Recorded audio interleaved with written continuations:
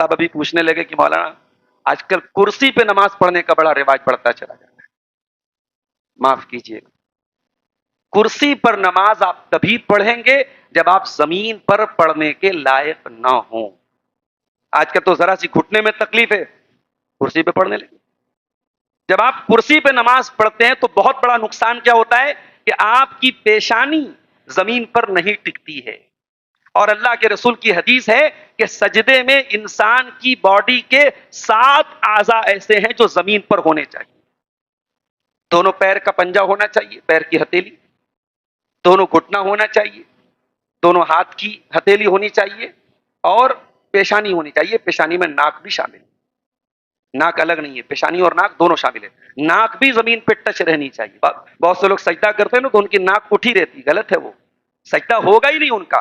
ناک زمین سے ٹچ ہونی چاہیے. اللہ کی بارگاہ میں سجدہ کرے اور ناک نہیں زمین سے سٹی ہے.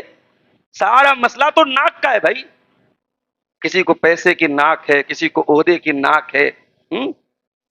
اپنی ناک رگڑنی ہے تم کو اللہ کی بارگاہ، اپنی ناک کو زمین پہ لگانا ہے، سجدہ کرنا ہے.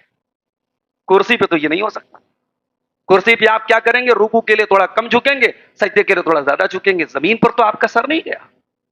تو یہ بات نوٹ کر لیجئے کہ کرسی پر نماز وہی انسان پڑھے گا جو زمین پر پڑھنے کی طاقت نہیں رکھتا ہے، اس کے پاس کوئی آپشن نہیں ہے، وہ پڑھے گا. یہ معمولی تکلیف ہے اور انسان کرسی پہ بیٹھ کے نماز پڑھتا ہے. معاف کیجیے گا، یہ مناسب نہیں ہے، یہ صحیح نہیں.